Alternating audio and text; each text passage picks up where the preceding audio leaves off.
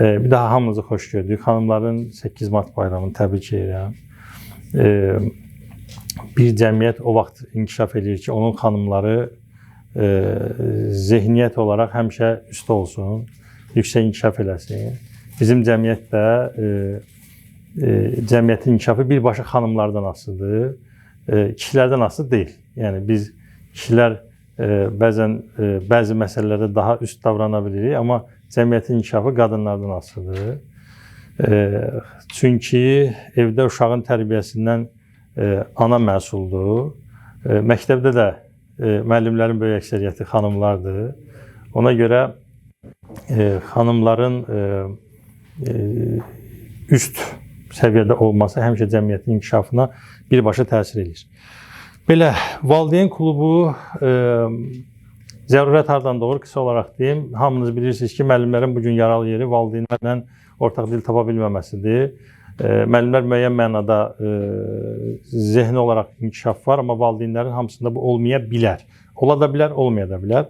Ona görə valideynlərin inkişafı vacibdir və biz düşünürük ki, yavaş-yavaş bu prosesə başlayıb, biz sizlərə, siz məktəbdə digər müəllim yoldaşlarınıza və yaxud da deyək ki, valideynlərə bunu təbliğ eləməklə, öyrəndiklərimizi təbliğ eləməklə daha da cəmiyyət olaraq inkişaf eləyə bilərik. Belə, bir daha xoş gəlmişsiniz və başlayaq. Biz TAIM haqqında qısa məlumat vereyim. TAIM 2019-cu ildən fəaliyyət göstərir və əlavə təhsil müəssisəsi olaraq təhsil inkişafında biz xeyli işlər görmüşük. Belə, yəni mən İlkin Həsənov ixtisasa tarixçiyəm, tarix müəllimiyəm. Orta məktəbdə müəllim kimi fəaliyyətə başlamışam. 2011-ci ildə 5 il fərqli məktəblərdə müəllim işləyəndən sonra 1 il Bakı Dövlətdə, 1 il Pedaqoji Universitetdə dərs demişəm. Sonra müəllim inkişaf mərkəzi var idi. Azərbaycan təhsilinin gəlmiş keçmiş ən zəngin mərkəzlərindən biri olub. Orada işləmişəm. 1 il təlimçi kimi, sonra 4 ildə direktor müavini olaraq Graham Pollock var idi. Böyük şəxsiyyətli, böyük insanda o müavini olmuşam. Onun həmişə belə tədbirlərdə gecikəndə deyirdi ki, biz vaxtında başlamalıyıq. Bir nəfər də olsa vaxtında başlamaq lazımdır, gözləmək lazım deyil. Mən ona deyirdim ki, yox da bizdə biraz fərqlidir. Bizdə bizim biraz mədəni fərqliliyimiz var. Biz həmişə gecikməyi xoşlayırıq. Deyirdi, yox, biz müəyyən edirik bütün vəziyyəti. Amma bugün bayram olduğuna görə biz sizi gözlədik ki, inşallah gələn dəfə tədbirimiz hər həftə olacaq. Saat 3-də başlayacaq və 4-də qalmış bitəcək. Belə, sonra gəldik nəyə? Bugün ümumiyyətlə biz valideyn klubunda nələri öyrənmiş olacaq? Bəli.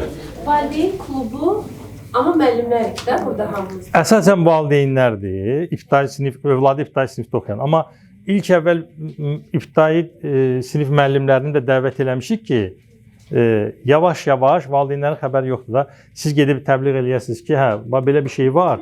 Bir nəfər heç olmasa valideyn gəlsin, buradan nəsə öyrənsin, digər valideynlərə nəsə oradan öyrəndiyini oradan paylaşsın. Belə biz bir çox valideynlərə çata bilərik. Gəldik nəyə? Biz nə öyrənəcəyik? Təxminən may ayının axırına qədər prosesi davam eləyəcəyik. Gələn ildə inşallah baxacaq vəziyyətə. Öyrənəcəksiniz nəyi? Demək, bir düşüncə tərzimizi formalaşdıracaq. Sonra emosional zəkamızı inkişaf elətdirəcəyik. Mənəvi inkişafımızı inkişaf elətdirəcəyik. Sonra baxacağımız mövzular, şagird davranışı, övladlarımızın davranışı ilə bağlı məsələlərə baxacaq ki, bugün təhsilimizin ən böyük problemlərindən biri dərs keçmək deyil. Necə dərs keçim sualı deyil. Şagirdləri necə idarə edim sualıdır. Və sinifdə şagirdin davranış pozuntusu sadəcə səhnənin görünən tərəfidir.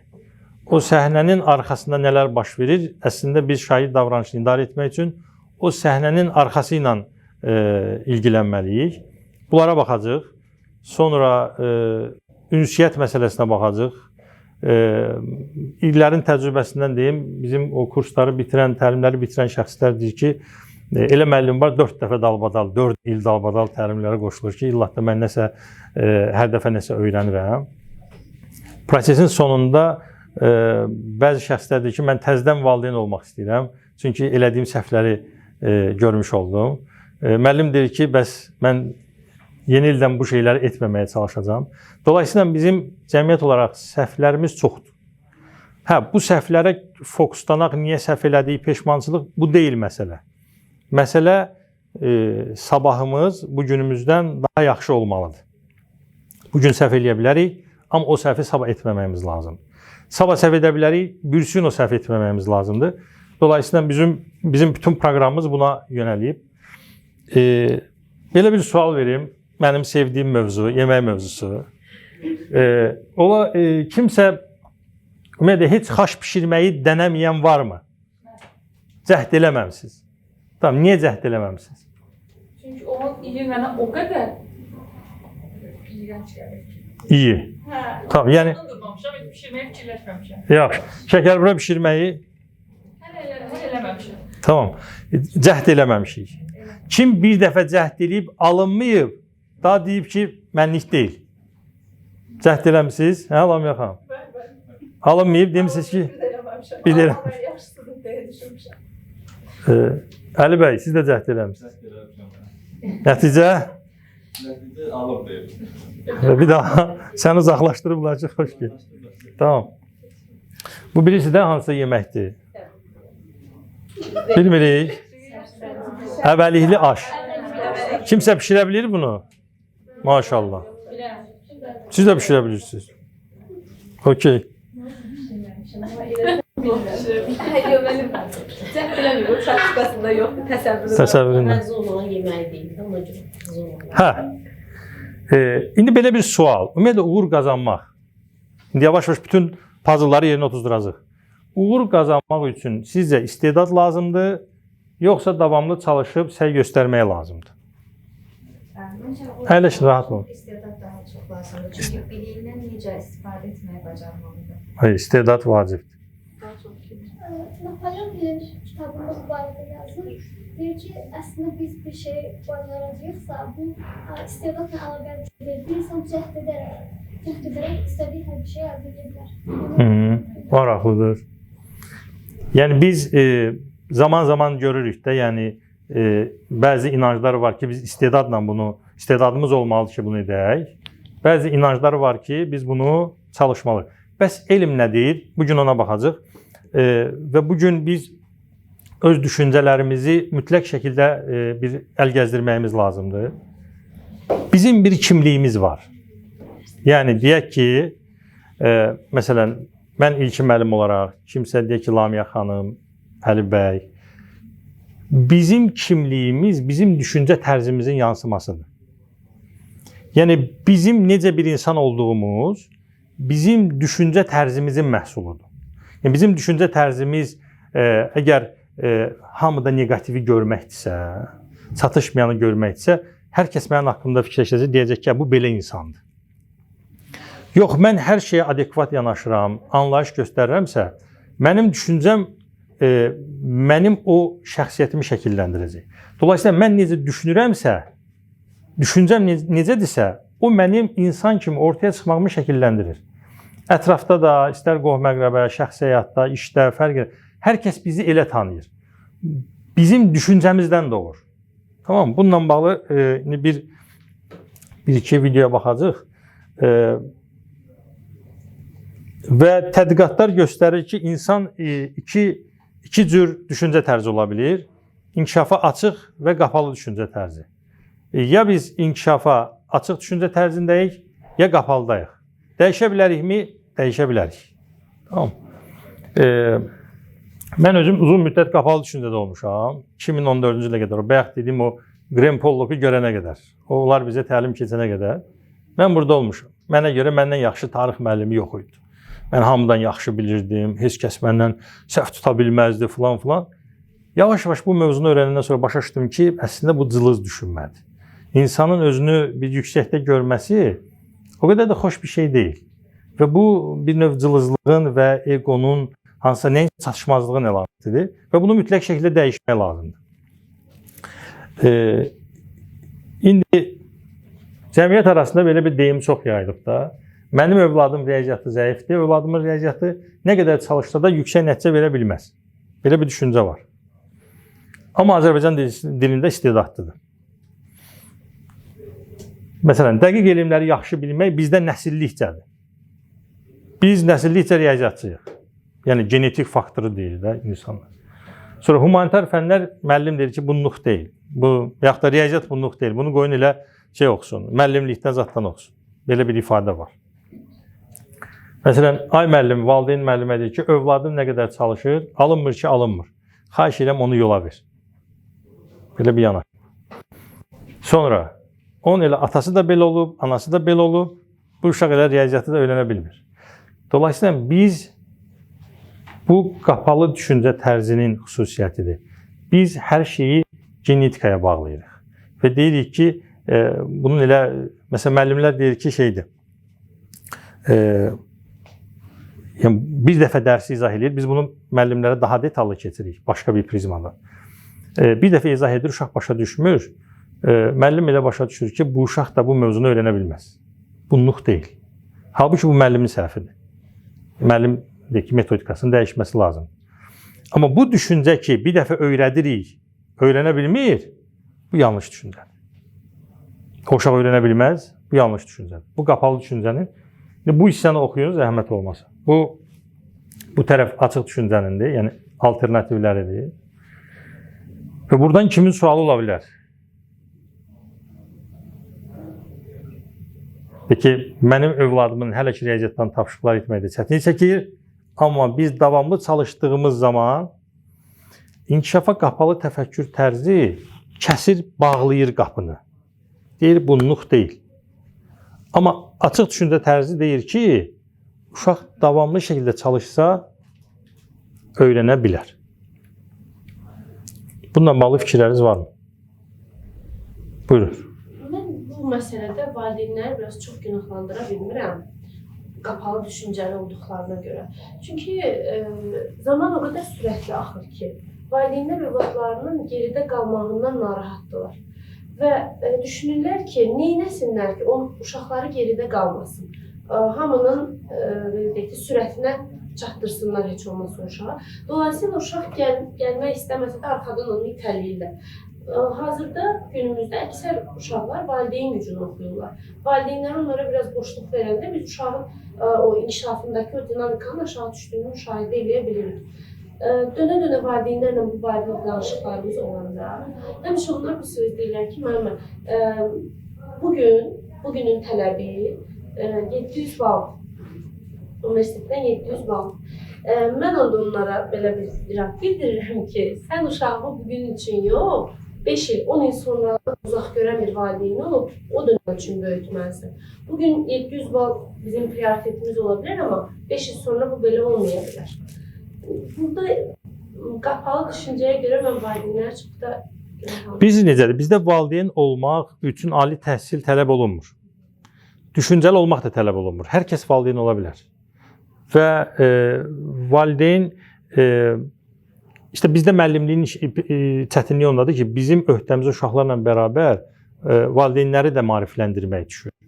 Əslində biz məsələn müəllimlərə deyirik də, sizin yeni ilə başlayanda valideynləri maarifləndirmək üçün bir fəaliyyət planınız varmı ki, məsələn, mən hər ay bunlarla görüşəcəm, bir dəfə bu mövzuna toxunacam, bir dəfə buna toxunacam, bir dəfə buna toxunacam. Gəlin. Və onları inkişaf elətdirəcəm. Valideynlərə qayğı göstərməsək, mümkün deyil, düzəlməyəcək. Bu layihənin də olma səbəbi də budur ki, valideynin təfəkkürü inkişaf eləməsə, bugün təhsili idarə edir valideyn. Müəllimə təzyiq göstərir, dediyiniz kimi 700 bal məsələsi. Halbuki 700 bal məsələsi deyil də, biraz ağlı başında olan insan başa düşür ki, önəmli olan şagirdin potensialıdır. Müəllimlərə sual verir ki, deyək ki, MİQ-də hazırlaşanlar, nə bilim, sertifikasiya hazırlaşanlar və s. Siz niyə müəllim olmuşsunuz ixtisasca? Ya evdən o düşüncə tərzi ki, qız uşağının işi müəllim olmaqdır, geçsin oxusun. Yəni bizim düşüncəmizin inkişafına çox qayğı göstərməliyik və valideynləri. Çünki valideyn evdə uşağa təzyiq edir və yaxud da deyək ki, hər buraxılış imtahan qabağını bir həyəcan keçirdirsən ki, illah da bir nəsə xəbər çıxacaq da ki də bu yaxınlarda da çıxdı. Niyə? Sual çıxdı, yəni bir uşaq 700 bal toplamasa dünya mı dağılır? Yəni 600 bal toplamayanda dünya mı da bu yaşamır mı? İşte bu düşüncəni bir dəfə ilə düzəlməyəcək. Bir dəfə, iki dəfə, üç dəfə, hər dəfə təbliğ eləməklə o düşüncəni formalaşdırmaq olar. Elə bu valideyn klubunun da məqsədi odur ki, biz bir nəfər maarifləndirək, o bir nəfər getsin 5 nəfərə desin, 5 nəfər 10 nəfərə desin. Belə cəmiyyətin düşüncəsi zaman-zaman dəyişsin. Biz bunu praktik olaraq görmüşük. 2019-dan bu tərəfə nə qədər insan düşüncəsinə müsbət təsir etmişik, bu yaxşı bir haldır. Amma müəllimi göndəririk, buradan hazırlayırıq, yontalayırıq, göndəririk məktəbdə valideyn deyir ki, sən belə deyilsən, eləsən, başlayır intriqalar və s. və s. Dedikodular və yaxud da valideyn evdən başlayır müəllimin dalıcan danışır uşağın yanında. Nəticədə nə olur? Münasibətlər korlanır. Ona görə biz bunu dəyişməsək, ha kostyum geyinək, ha filan maşını sürək, filan evdə yaşayaq, bunu dəyişməsək mümkün deyil. Biz bir şeyi unuduruq ki, hamımız eyni gəmidəyik. Mən özümü qurtara bilərəm. Hər hansı bir formada. Axı insan, biz mənəvi inkişafı da keçəcəyik. Deyək ki, niyə qarşımıza kütlədə çıxan bir ehtiyacı olan insana bir manatı veririk? O bizim mənəvi inkişafımızı necə müəyyən edir, onu da keçəcəyik. Yəni zaman-zaman bunların hamısına toxunacaq. Ona görə biz davamlı şəkildə və yorulmadan, yəni bir dəfə, biz adətən belə eləyirik də, bir dəfə deyirik, valideyn əməl eləmir, deyir ki, bunlardan düzəlməyəcək.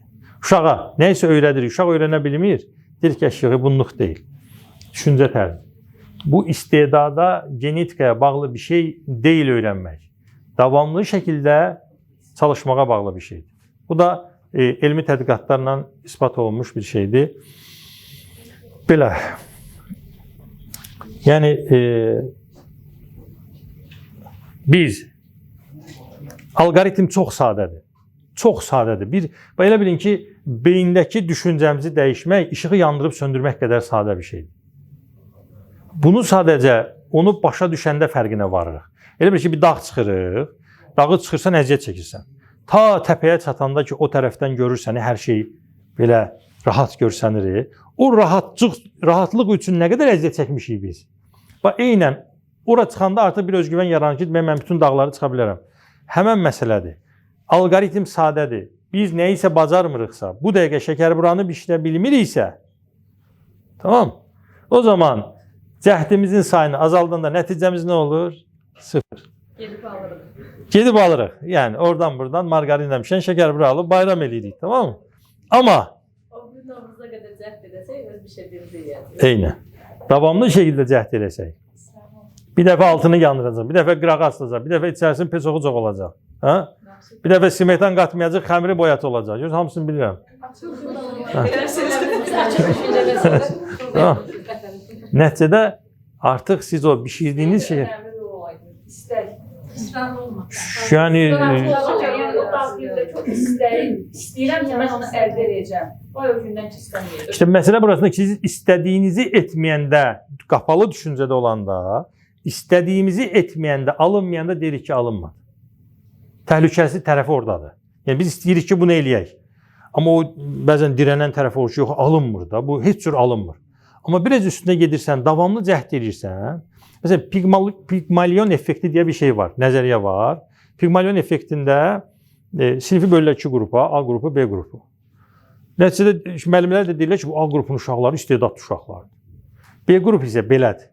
Müəllimlər girir, başlayır dərs keçməyə. İlin sonunda bu uşaqları təzədən qiymətləndirirlər. A qrupunun inkişafı böyük, B qrupu balaca. Az bir inkişaf. Nəticədə nə olur? Həmən müəllimlər yığırlar, deyirlər ki, ay müəllimlər, əslində bu qrup istedadlı qrup deyildi. Bunlar elə o birisi uşaqlar kimi adi qrupuydu, adi uşaqlardı. Demək ki, müəllimin sinifə yanaşması ki, bunlar məsələn nə isə öyrədir A qrupuna. Öyrənə bilməyəndə müəllim fikirləşir ki, yox, bunlar istedadlı uşaqlardır. Demək, problem məndədir. Mən bunu dəyişməliyəm. Və nəticədə bizim yanaşmamız, bizim düşüncəmiz qarşı tərəfin inkişafına birbaşa təsir edir. Ona görə valideynlər də uşaq nə isə bacarmadısa, bir dəfə bacarmadısa bizlik deyil də, yəni bunluq deyil. Davamlı cəhd önəmlidir. Nəticə olmasa belə. Yəni elm bunu deyir ki, nəticə istər yaxşı olsun, istər pis olsun, fərq eləmir. davamlı cəhd istənilən halda nəticəyə gətirir. İki müəllim, məsələ ondadır ki, bizdə onları elə motivasiya edən valideynlər də o qədər deyil də. Yəni, tutaq ki, məsələn, mənim işlədiyim məktəbdə valideynlər var. Uşaq davamlı eyni cür gəlir məktəbə. Bir dənə tutaq ki, bir dənəsə essay yaz gətir, sadə bir şey. Hər gün hazırlıqsız, bir gün gəlir, nə bilim, bir şey evdə qonaqdır, falandır. Görsən ki, uşağın məsələn təmizliyi falan o dərəcədə istəyir. Yəni, Sizin öhdənizə düşən gələn dəfə o valideynlərdən 2 nəfəri göndərdiniz bura. onlara Tamam. gətirsən bir möcüzə olar, yəqin çalışaram. Yəni bir gündən güllük gülistanlıq olmur da. Yəni ilki müəllim bu qədər zəhmətin Biz iclaslarda biz onları deyirik, hamısını danışırıq. Yəni necə deyim, biz necə, nədən irəli gəlir? Hamısı baxırsan ki, yəni biraz təhsilsizdirlər də, başa düşürsünüz. İşte baxın biz başlamışıq da. Siz gedirsiniz öz işlədiyiniz məktəbdə bir klub yaradırsınız. Buradan paylaşdığımızı gedirsiniz orada. Gedin öz sinifinizin valideynlərlə buradan öyrəndiyinizi yığın, deyin. Yəni mühakimədən uzaq. Heç kəsi günahlandırmayın ha. Bu xırda detallar çoxdur. Mən belə dağıtmaq istəmirəm. Mən sizin baxmışam dərslərinizə, onlardan xeyli şeylər öyrənmişəm. Hə, siz valideynlərə qayğı göstərməsiniz. O valideyn sizə həmişə elə, yəni mütləq qayğı göstər. Gözləməyək də valideyn yaxşı davranacaq, düz davranacaq. Bəzi hallarda valideyn düz davranır, müəllim səhv davranır. Belə hallar da var.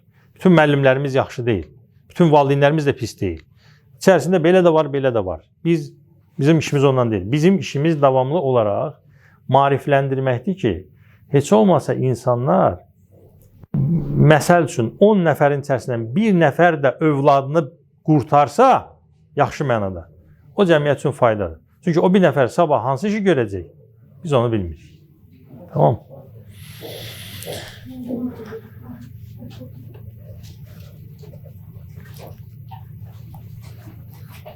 Bəs biz ümumiyyətlə bunu uşaqlarımızda və şahidlərdə necə formalaşdıra bilərik ki, bunlar davamlı şəkildə cəhd eləsinlər. Bu inkişafa beyin açıq olsun. Heç nə daş üzərində yazılmıyor. Həyatda heç bir şey, hər kəs fikirləşsin də özlüyündə ki, mən nəyi bacara bilmirəm. Bax, nəyi bacara bilmirsiniz, onu bir düşünün. Cəhd eləmişsiniz, alınmayıb.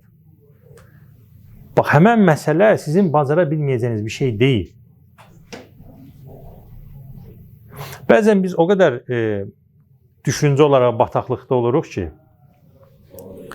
insanın ən təhlükəli şey özündən çox uzaqlaşmasıdır. İnsan özündən çox uzaqlaşanda, onun düşüncəsində çox böyük bir qalın qat əmələ gəlir. Və o qat insanın özünü dəyişməsi mümkünlüyünü də təhdid altına alır. Yəni biz şeyləmirik də, o qədər özümüzdən uzaqlaşırıq ki, həyat o qədər yıpranırıq ki, o qədər pis təsirlərə məruz qalırıq ki, bizdə artıq belə bir şey formalaşır, bir qat formalaşır və deyirik ki, heç nə düzələn deyil, hər şey belədir və biz nə isə düzəldə bilmərik. Və bu həyatın sonu deməkdir. Tamam, yəni bu düşüncə ilə yaşamaq doğru deyil. Bəzən insanlar görsən, 50 yaşını satıb müəllimdir, deyir eşit, mən bundan sonra nə öyrənəcəm? Mən yaşım keçib, çatmışam, nə bilim filan eləmişəm, nə öyrənəsiyəm? O adamın yaşamağı ilə yaşamaq arasında fərq yoxdur. Əgər biz zərrə qədər də olsa, sabahımız bu günümüzdən yaxşı deyilsə, o zaman biz nəyisə doğru etmirik deməkdir. Tamam mı? Hər kəsi aşılamaq lazımdır ki, valideynlər, biz burada müəllim kimliyi ilə oturmayın da, deyək ki, valideyn kimliyi ilə oturun. Övladınız nəyisə bacarmırsa, bacarmayacaq deyə bir şey yoxdur. Bunu qəbul etməyimiz lazım. Davamlı istedad deyək ki, maraq ayrı bir şeydir. Mənim marağım rəssamlığa var, o ayrı bir şeydir. Amma mən rəsm çəkməyi bir dəfə çəkirəm, bacarmıram, deyirəm ki, yox, bu mənlik deyil. Bu düşüncə artıq bir növ qapalı düşüncədir. Yəni, bundan uzaq durmaq lazım. Sonra və tədqiqatlar da göstərir ki, bizim beynimiz əzələmiz kimidir. Yəni, biz beynimizi nə qədər işlətsək, bəzən deyirlər, beyni çox işlətmə, çox oxusa dəli olar. Əvvəllər bizim uşaq vaxtı belə bir şey var ki, çox oxumasın, oxuyar dəli olar filan. Yəni, düşüncəyə baxın, ifadəyə baxın. ifadə də bizi geridə saxlayıb. Ha, çox oxuyar. Elm də nədir? Deyir, beyni nə qədər işlətsək, beyin o qədər inkişaf eləyər. Amma biz deyirik ki, yox, dəymə, yəni olmaz da işlətməyək. Məsələn, gedib biz çox dərs dinləmişik də, yəni dərdimiz böyükdür. Bizim aldığımız travmanı heç kəs almayıb. Ciddi deyirəm. Dərsdə oturursan, çox yaxşı dərslər, çox yaxşı müəllimlərimiz var. Bu öz yerində. Bununla bizim işimiz yoxdur. Həqiqətən canı könüldən uşaqlara ana kimi qayğı göstərən müəllimlərimiz var. Orada bir şey yox. Amma elə dərslər görürük ki, müəllimin verdiyi suala fikir verirsən, sual düşündürmür. Məsələn, beynin funksiyası nədir? Düşünmək. Hər orqanımızın bir funksiyası var. Beynimizin işi düşünmək. Amma biz düşündürmürük. Məsələn, bütün dünya sinifdə uşağı danışdırtdırır, biz sıstırırıq. Biz deyirik, sakit qal, mən dərs izah edirəm. Gözləntimiz budur da, uşaq sakit dursun. Mən dərsimi danış. Dünya deyir, danış, biz deyirik, sus. Tamam, insan danışanda beyni düşünür də. Amma biz susturmaqla beynin düşünməsi də məhv edir. Xəbərimiz varmı bundan? Yoxdur. Ya da əzbərlətdirir. Hə. Doğru söyləyir, yanlışlar. Yəni, beynin işi düşünməkdir, amma biz düşündürmürük. Sorğulamırıq, mühakimə eləmirik. Deyirsən ki, məqsədi elan eləmək lazımdır uşaqlara. Niyə? Bir adam sorğulamır. Niyə? Sorğulamaq lazımdır. Öyrəndiyinizin mənasını, mahiyyətini. Ona görə uşaq tapşırığı elədi. İndi birazdan gələcək. Ən böyük bədbəxtçiliyimiz.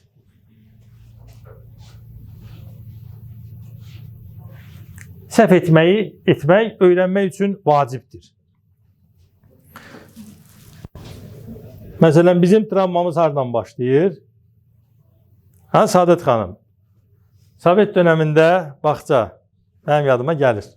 Otururduq besetkada saat 5. Anamız gəlib bizi aparacaq. Otururduq besetkada, gözümüz qalırdı qapıda. Müəllim qoymur da besetkadan çıxaq.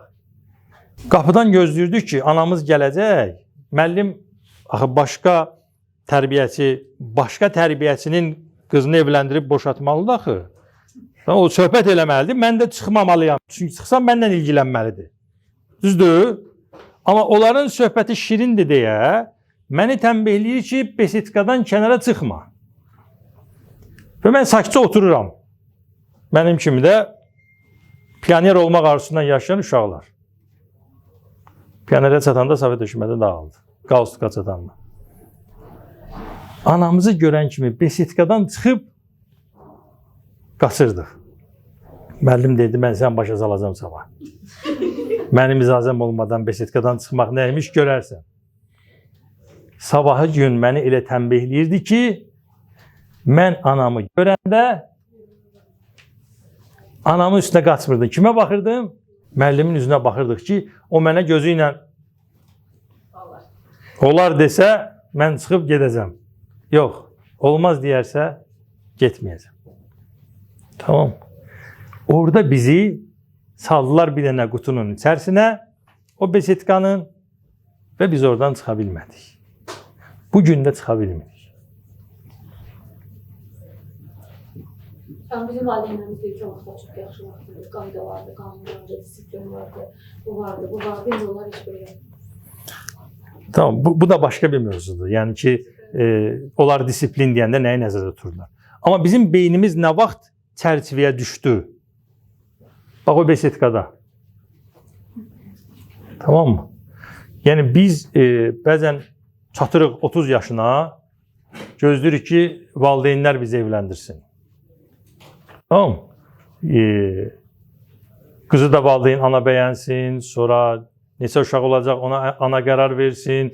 Yəni biz cəmiyyət o ipləri saxlamaq xoşlayırıq. Tamam. Axşam şamı 8 Mart'ı harda qeyd eləsin, ona da ana qərar verir bəzən. Bu hardan qaynaqlanır? Biz uşağı çərçivədən kənara çıxmağa qoymuruq.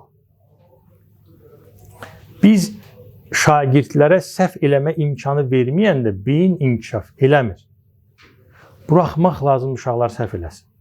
O mədəniyyəti aşılamaq lazımdır ki, səhv eləmək, öyrənmək üçün vacibdir. Bizim məktəblərdə hansı məktəbə yaxınlaşın, hansı evə yaxınlaşın, dəyər varmı? Dəyər yoxdur.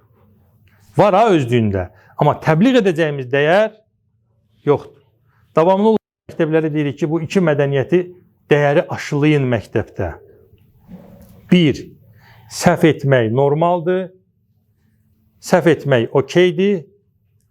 Səhv eləmək öyrənmək üçün bir vasitədir. Bu birinci dəyərimiz. Evdə də uşaqlar səhv, məsələn, mən bununla bağlı travmalarım var, sizin də var. Birinci sinifdə məni çox döyüblər evdə. Yəni, yəqin ki, bu çox adamın başına gəlib. Xəttim yaxşı olmadığına görə, o biri xanadan qırağa çıxdığıma görə, nə var, orada bir sırada asacaqlar dəftərləri, yoxlama gələr, oradan bir ilkinin dəftərini vərəqləyər, xətti yaxşı olmaz. Cəhər olsun, cəhənnəm olsun, nəyimə lazım? Olmasın mənim yaxşı xəttim. Buna görə döyülmüşəm. Sonra, nə bilim, səhv eləmişsən tapşırıqları, niyə səhv edib danlanmışam? Mən orta məktəbi 3 dənə oxumuşam.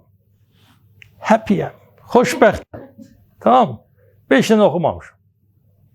Sevdiyim fənləri oxumuşam, sevmədiyimi oxumamışam. Bu problemdirmi? Yox. Ona görə uşaqların, bu o demək deyil, uşaqların oxumağını başlı başına buraxmalıyıq. Yox. Sadəcə öyrənmə prosesində bizim düzgün münasibətimiz şagirdin, övladımızın öyrənməsinə kömək eləyir. Yəni, səhv eləyib, heç bir sıxıntı yoxdur. Bir dəfə səhv eləyib. Sıxıntı bilirsiniz nədir? Uşaq oxumaq istəmir. Uşaq oxumaq istəmirsə, bu ciddi problemdir. Bunu düzəltmək üçün terapiya lazımdır. Yox, oxuyur, səhv eləyirsə, o uşağın alnından öpmək lazımdır ki, rahat ol. İstədiyin qədər səhv elə. İkinci dəyərimiz isə müxtəliflik normaldır. İnsanların müxtəlif olmasını normal qəbul edirik. Yəni, biri uzun olar, biri qısa olar, biri kök olar, biri arıq olar, biri sarı olar, biri qara olar, fərq eləmir. Müxtəliflik normaldır. Bu, sinifdə bir çox problemlərin qarşısını alır, bullyingin qarşısını alır, nə bilim, orada bir-birinə qarşı o fitnənin qarşısını alır, problemlərin qarşısını alır. Və çox təəssüf ki, biz bunları düşünüb özümüzü düzəldəndən sonra həmfikir tapa bilmirik. Bizim ətrafımızda bizlə həmfikir insanlar çox azdır. Və biz zaman keçdikcə söhbət eləməyə adam tapa bilmirik. Ona görə davamlı nə etmək lazımdır? Öyrəndiyimizi təbliğ etmək lazımdır. Aşılamaq lazımdır. Bu bizim borcumuzdur. Yəni, bunu biz belə görürük. Bu bizim borcumuzdur. Əgər bunu aşılaya biliriksə, etməliyik. Ona görə uşaqlarınıza bol-bol səhv etmə imkanı verin. Məsələn, yeni bacarıq öyrənirik də, uşaq yeni bacarıq öyrənir. Deyək ki, musiqiyə qoymusunuz, tara qoymusunuz uşağı, şahmata qoymusunuz. Gedir, alınmır. Bir dəfə gedir, alınmır. Deyirik ki, yox, bunluq deyil. Alınmayacaq, səhv eləyəcək. Bir də baxacaq, harada səhv eləmişəm. Bir də eləyəcək, səhv eləyəcək, bir də eləyəcək. Alınmayacaq, rəy alacaq, başından fikir alacaq. Belə, bir də baxacaq ki, artıq püxtələşib.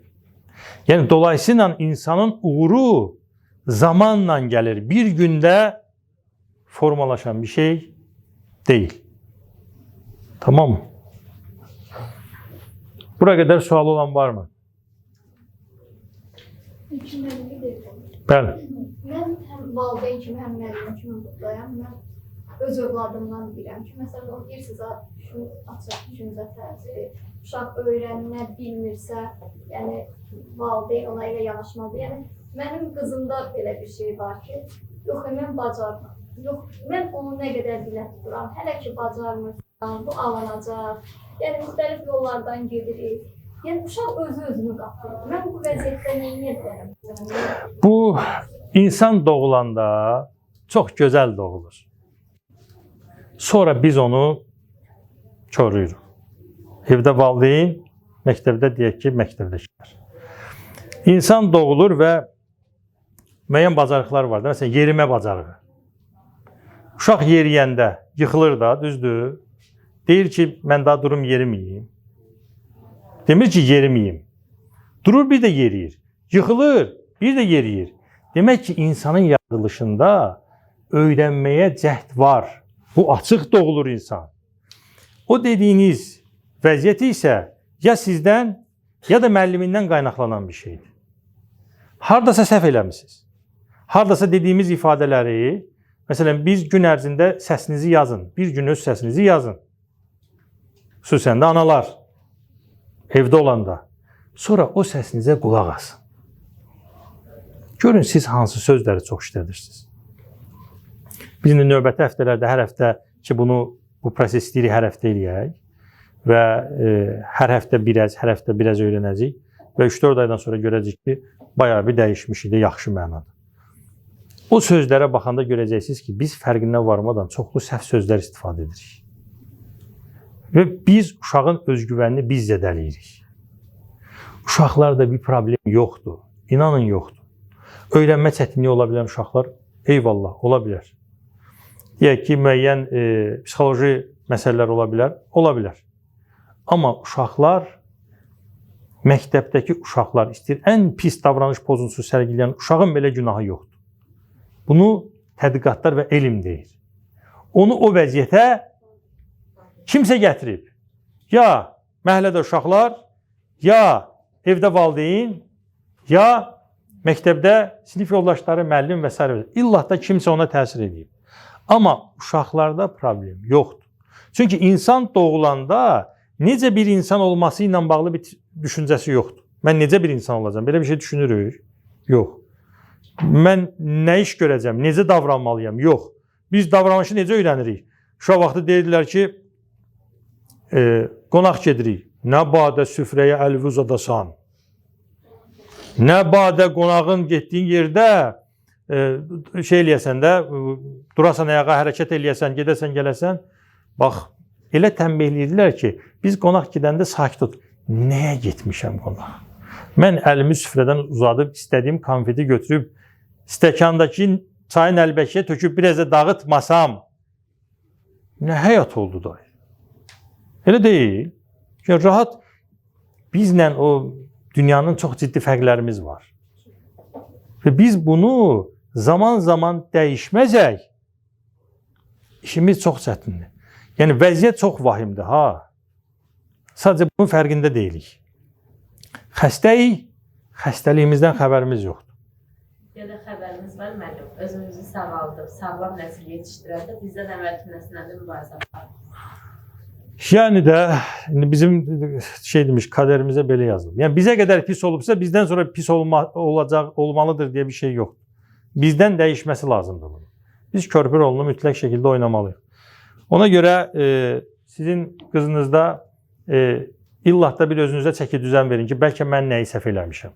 Hər kəs özünü haqlı hesab edir. Valideyn özünü həmişə haqlı hesab edir. Müəllim özünü həmişə haqlı hesab edir. Hamı haqlı. Bir adam demir ki, mən səhv eləmişəm. İndi məsələ də odur ki, biz bütün prosesin sonunda kənara baxmayacaq. Güzgünü özümüzə tutacaq. İnsanın ən böyük problemi özü iləndir. Başqası ilə deyil. Biz özümüzü düzəldəcəksə, ətrafımızı da düzəldəcək. Yox, özümüzü düzəltməyəcəksə, o zaman çətin olacaq. İnsanın ən böyük imtihanı, ən böyük mübarizəsi özü ilə olan mübarizədir.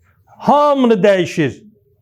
Valideynləri dəyişir, uşağı dəyişir, qohumları dəyişir, qaynanalı belə dəyişir. Amma özünü dəyişə bilmir. Buyurun. Mənim siz deyirsiniz, çox razıyam, valideyn özlərində işləməlidir. Amma mən o uşağı çox dəyər verirəm, evdə yanaşmağa uşağa çox fikir verirəm. Amma gedirəm məktəbdə baxıram, məsələn, müəllimlərin danışığına, birinin yox da bir neçə müəllimin uşaqlarla danışığına. Çox düzgün olmayan ifadələr işlədirlər. Mən evdə nə qədər onlara düz yanaşsam da, amma o günün çox saat, onlarda etüd saatı da var da, məsələn, saat 5-ə qədər qalırlar orada. Və görürəm ki, onların ətrafından, o müəllimlərin ona yanaşmağının uşaqda necə mənfi təsirləri var. Məsələn, mən o müəllimlərə necə deyə bilərəm? Necə, məsələn, birinə dedim, ikisinə dedim. Valideyn gedib müəllimə deyəndə ki, filan şey səhv edirsiniz, müəllim onu qəbul eləməyəcək. Siz nə edə bilərsiniz? Siz özünüz kimi bir neçə valideynlə nə isə müzakirə edə bilərsiniz, yaxşı mənada. Məsələn, bu kimi şeyləri müzakirə edə bilərsiniz 3 nəfərlə.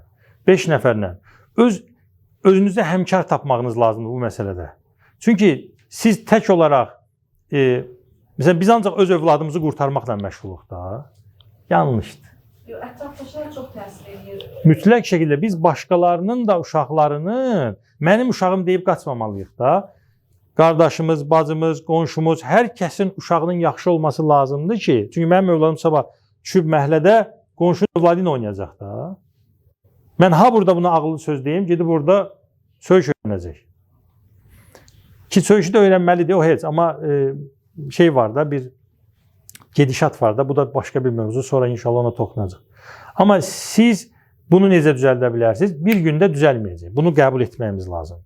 Amma bu demək deyil ki, bu düzəlməyəcək. Zaman lazımdır. Siz 2 valideynlə, 3 valideynlə öyrəndiklərinizi bölüşürsünüz. Öyrəndiyinizi bölüşürsünüz. Gedin bölüşün. Və özünüzə həmfikir tapın. Və belə müəllim də görəcək ki, yox, bu valideynlər artıq tələbləri daha başqa cürdür, yaxşı mənada. Valideynlərlə məsələn ünsiyyəti yoxdur, fən müəllimləri deyək. Məsələn, eləsi var nömrəsini vermir ki, valideynlər məndən əlaqə yaratmasın. Mənə zəng eləməsinlər. Yəni o müəllimlərin düşüncəsini necə dəyişmək olar? Baxın, yenə dərdimiz başqasını dəyişmək daha. Adınız necə oldu? Pərvanə xanım. Başqasına işimiz yoxdur. Bu aşamada yoxdur başqasına işimiz. Özümüzə fokuslanırıq. Biz nəyi düzəltməliyik? Bax, evdə siz Pərvanə xanım övladınızla nəyi düzəltməlisiniz? Ona baxmağınız lazımdır. Mənim son olaraq dünyada genetika ilə bağlı, genetik faktorlarla bağlı yazılan bir kitab var. Səninlə başlamadı. Azərbaycan dilində tərcüməsi oldu, ona görə türkçə var. Səninlə başlamadı. Çox bəyənərək oxumuşdum o kitabı. Harca 5-6 il əvvəl. Orada deyir ki, insanın formalaşmasının 2% genetik faktorlardan irəli gəlir. Bu da göz rəngi, saç rəngi və s. qulağın forması. 98% isə qatılımsal olaraq, yəni mühitdən formalaşır. Yəni mühitimiz həm insanın, həm uşağın, həm bitkinin, hər şeyin formalaşmasında önəmlidir. Burada da o biri başqa bir misal gəlir. Deyir ki, əgər yerindən məmnun deyilsənsə, yəni sən bir ağac deyilsən də, yerini dəyişə bilərsən. Yəni. İndi o xanıma da bir kiçik də olsa, əgər icazənizlə bir tövsiyə vermək istəyərdim. İnkişafa qapalı olan uşaq, inkişafa qapalı mühitin məncə nəticəsidir. Siz onu inkişafa açıq bir mühitdə olmağına şərait yaratsanız, elə bir uşaqlarla ünsiyyət qurmağına, elə bir insanlarla danışmağına şərait yaratsanız, onda mən düşünürəm ki, beynində o neyronlar, yeni bir neyronlar yaranacaq və o artıq inkişafa açıq bir təfəkkürə sahib olacaq. Eynilə də, məsələn, müəllimlərlə də əgər hər hansısa bir uşağınız əgər orada rahat deyilsə, mən belə düşünürəm, amma o mühitin dəyişmək lazımdır. Bəlkə biraz tartışmaq. Buyurun. İrsiyyət deyilmişkən, irsiyyətlə epigenetika məşğul olunur və həqiqətən də mühit olmalıdır ki, o özünü, hətta irsiyyətin özünü göstərməsi üçün belə mühit önəmlidir. Bu birinci məsələ.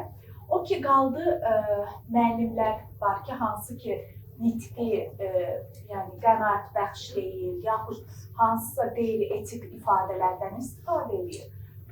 Belə müəllimlərlə biz mübarizə aparmalıyıqmı?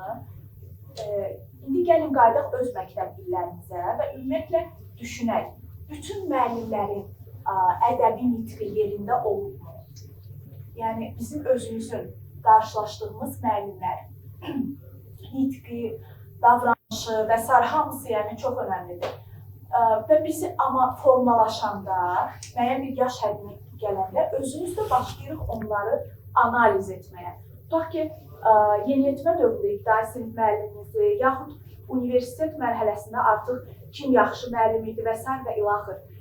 Mənə elə gəlir ki, bizi formalaşdıran da odur. Yəni, deyilən o bir bariz nümunə var, 5 barmaq, 5-i də eyni deyil. Və mən inanıram ki, yəqin ki, o məktəbdə bütün müəllimlər elə danışmır, deyilmi? Və siz əslində o mühit özü onu formalaşdırır, o görür ki, müəllim necə danışmalıdır? Əslində onun təbii ki, rəğbəti olacaq normal nitqi olan, normal münasibəti olan müəllimlərə. Digərləri isə yəni hər peşədə, hər ixtisasda belədir. Sadəcə məktəb elə bir amildir ki, hər birimiz ona toxuna bilirik. Yəni ən azından cəmiyyətdə hamının ibtidai təhsili var. Hər birimizin məktəb anlayışı var. Bilirik ki, müəllim necə olmalıdır, sinif otağı necə olmalıdır, məktəbdə müdiriyyətin hər birinin bilirik ki, direktor olmalıdır, təlim-tərbiyə işləri üzrə direktor müavini olmalıdır, təşkilatçı olmalıdır, sinif rəhbəri. Biz amma bunu İqtisadiyyat Nazirliyində, məsələn, mən problemimi kimə deməliyəm, yaxud bizim istiqrazlarımız doğru mu hesablanır, bu barədə məlumatımız varmı? Deyil. Niyə? Çünki bizim evimizə gəlmir, toxunmur və biz xoşlayırıq bunu mənfilərini müzakirə edək. Bu olunmalıdır ki, inkişaf yolu keçək. Amma məsələ bundan ibarətdir ki, biz bəzən də tam belə o toxunuruq, o bizə elə gəlir ki, bizi qıcıqlandırır, amma bizi formalaşdıran da elə odur. Yəni, mənim yanımda hamı gözəl danışırsa, təbii ki, mən çalışacağam ona oxşayım, amma mən o fərqi anlamayacağam bir növ. Bilməyəcəm ki, əslində bu yüksək nitqdir, tələb olunan budur, bu daha aşağı kateqoriyadır, bu xoşa gəlməyən haldır. Məsələn, nəqliyyat vasitəsində universitet tələbəsinin bala əli dinlədiyini gördüm, düzdür, qulaqçıqla idi. Və mən özüm üçün düşündüm ki, biz nə vaxt bura gəldik? Amma sonra özüm üçün bu qənaətə də gəldim ki, bu həmişə belə olub. Yəni, opera və balet teatrına getmək istəyən də var, o tendensiyanı seçmək istəyən də var. İstənilən məsələdə zövqlər bölünür və bu müəllimin də görünür ki, o hələ özünü tam dərk eləmir ki, yəni mən valideynlərlə, şagirdlərlə işləyirəmsə, öz nitqini özüm idarə eləməyi bacarmalıyam. Axı, mən onlara bir nümunəyəm, bir töhfə verməliyəm. Demək ki, o hələ o mərhələdə deyil. Amma siz valideyn olaraq başa düşürsünüz ki, bu buradadır. Yəni, valideynlərin özünün arasında belə bu, belə deyək, kontrast var. Yəni, kimin üçünsə o bəlkə çox normalda müəllimdir. Belə də olmalıdır. Neyinir ki, mənim uşağım özünü belə aparır, ona görə o özündən çıxır, hansı ifadəni işlədir və s. Kiməsə görə isə tənbih üsulu ümumiyyətlə belə olmalı deyil, yaxud da müəllimin nitqi belə olmalı deyil və s. və ilahi. Amma yəqin nəticə olaraq sizin övladınız sizin modelinizi təbliğ edəcək ya da gördüyü ən yüksək nümunəni. Çünki həmin müəllim inanmaram ki, çox yüksək bir reytinqə malik olsun, çox belə nüfuzlu olsun. İstər-istəməz o nitqinə görə, davranışlarına görə qarşı tərəfdən də xoşa gəlməz nəsə alır ki, bunu da müşahidə etməmək mümkün olmaz, yəqin ki. Burada bizim, çox sağ olun, fikrinizə girəm. Burada bizim, yenə, məsələn, məktəbi, müəllimi, direktoru, valideyni kimsə müzakirə eləsək, bu müzakirələr heç vaxt bitmir. Səhərə qədər davam edir. Burada bizim gücümüz kimə çatır? Bizim gücümüz o müəllimi dəyişməyə çatmır. Bizim gücümüzün çata biləcəyi şəxs özümüzük. Siz özünüzü düzəldək, özümüzü düzəldək, harada səhv eləyirik, nəyi? İnsanlar müxtəlifdir. Biz gedib o müəllimi düzəldə bilməyəcəyik bir günə. Ətraf mühit deyirik ya, bu mühiti dəyişə bilərikmi? Tamamilə dəyişə bilərik. Zamanla dəyişə bilərik, orada bir sıxıntı yox. Amma dəyişə bilərik. Dəyəri biz formalaşdıra bilərik. Tamam mı? Amma biz birinci oradan mı başlamalıyıq? Xeyr. Biz birinci özümüzdən başlamalıyıq. Davamlı olaraq və bu bitən proses deyil də, insan doğulandan ta həyatın sonuna qədər özü ilə məşğul olmalıdır. Çünki bu bitən proses deyil. Növbəti biz şagirdlərdə və övladlarımızda o səhv eləməkdən qorxmaq məsələsi və bacarmaram anlayışını necə məhv eləyə bilərik? Doğru tərifləməklə. Biz heç vaxt düzgün tərifləmirik insanlara. 1. Tərifləmirik. 2. Düzgün tərifləmirik. Tamam, tərifləyəndə elə bir borc veririk kiməsə. Yəni bir xoş bir şey deyək, 2 kəlmə xoş bir söz deyək. Çox nadir hallarda olur. Sevmirik. Yeri gəlmişkən bu mədəniyyətdir ha. Bizdə o mədəniyyət formalaşmıyor.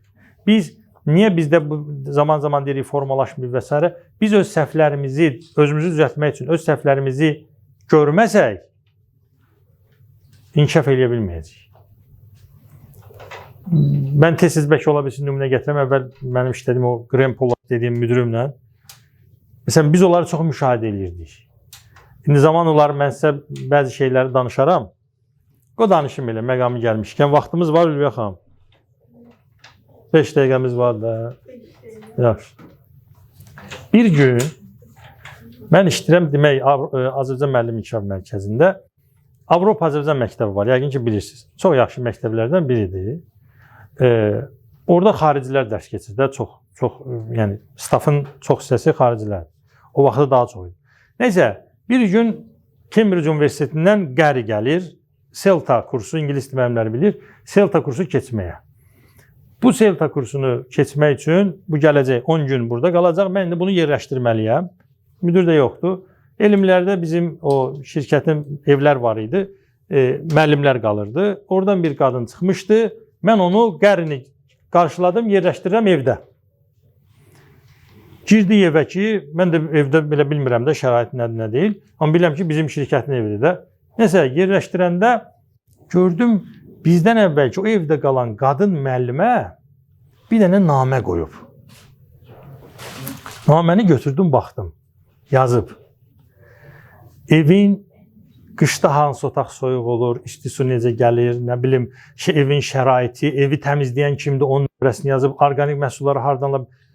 Adam A-dan Z-yə hər şeyi yazıb, təmizləyicinin nömrəsinə qədər ki, adam bilmir bu naməni kimə yazacaq, kim götürəcək, kimə yazdığını bilmir.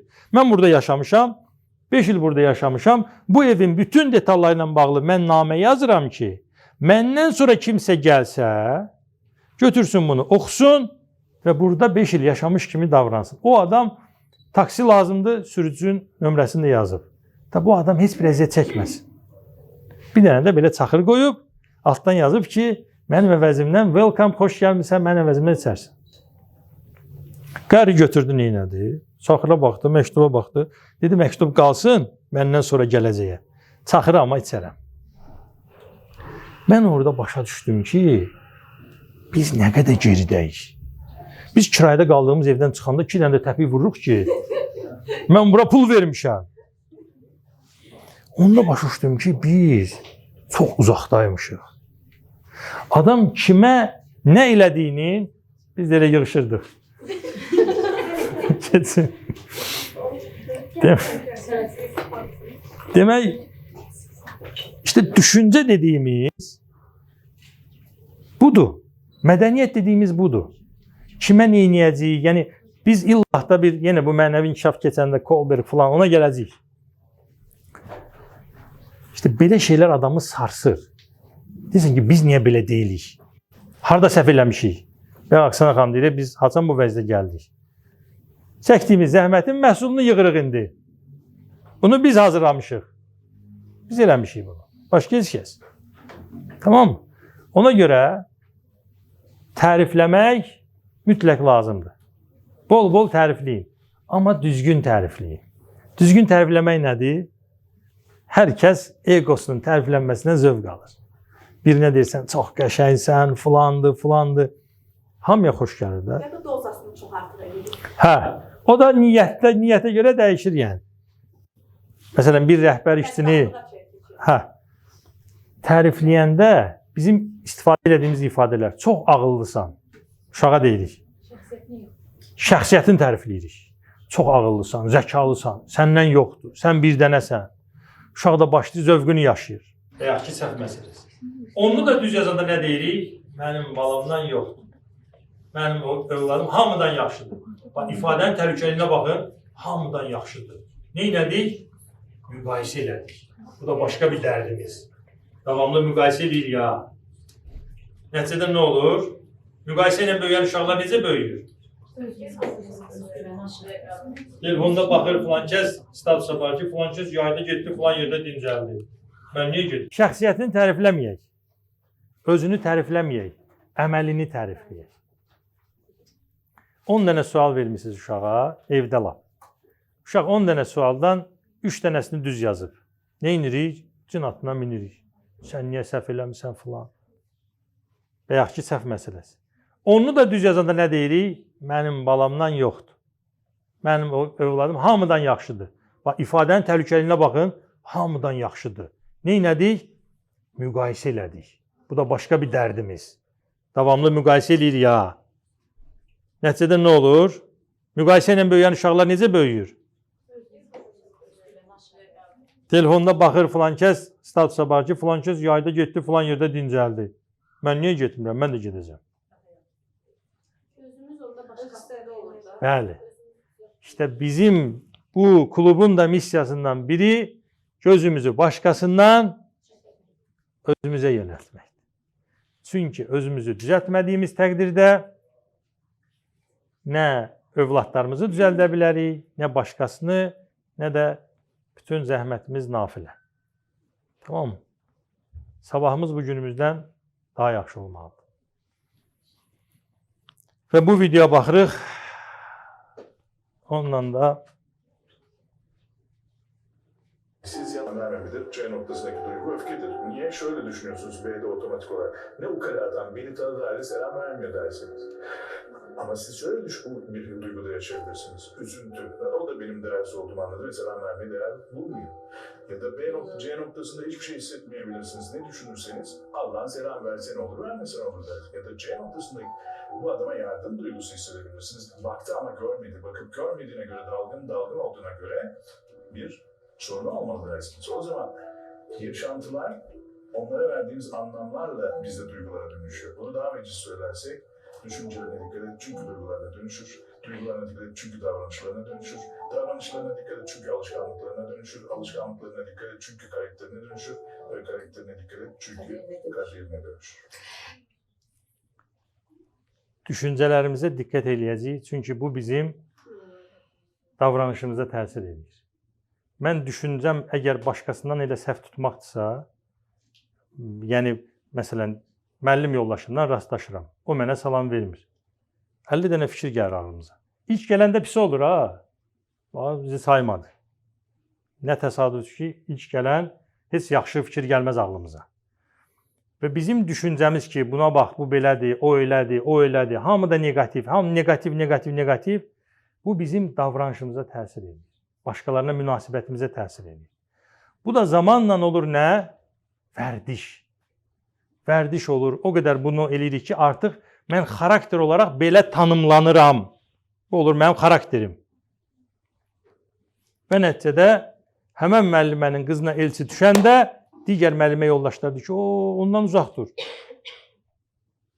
Niyə? Qədərimizi. Bizim, baxın, düşüncələrimiz, ona görə öz düşüncələrimizin üzərində o qədər işləməliyik ki, o düşüncə bizim qədərimizə qədər aparır. Ona görə mütləq şəkildə özümüzə qayğı göstərməliyik. Əks halda çətin olacaq. Tamam mı? Və nəhayətində gələn dəfəyə ev tapşırığımız var. Bir həftə ərzində, yəni gələn həftənin 6-cı gününə qədər özünüzü və övladlarınızı müşahidə edirsiniz. Qapalı düşüncəyə səbəb olacaq, ümumiyyətlə ona aid ifadələri yazırsınız. Tamam mı? Yəni qapalı düşüncə, bacarmarsan, eləmərsən, sənlik deyil. Tamam mı? Bir dəfə elədiyi alınmadı. Bir həftə ərzində özümüzü müşahidə edirik. Başqasını boş verin. Kim filan kəs bunu belə elədi, filan kəs belə elədi. Hətta həyat yoldaşınızı belə düzəltməyə çalışmayın. Hələ ki boş verin. Tamam mı? Birinci özünüzə fokuslanın. Çünki özünüzü eləməsəz o tərəfdə olmayacaq. Hər kəs özünü bir həftə müşahidəyə alır. Bir həftə ərzində hansı sözləri istifadə edirsiniz? Dediyiniz ifadələr qarşı tərəfi inkişafa mı aparır? Kömək mi eləyir? Yoxsa onu geriyə mi aparır? Bayramınız mübarək.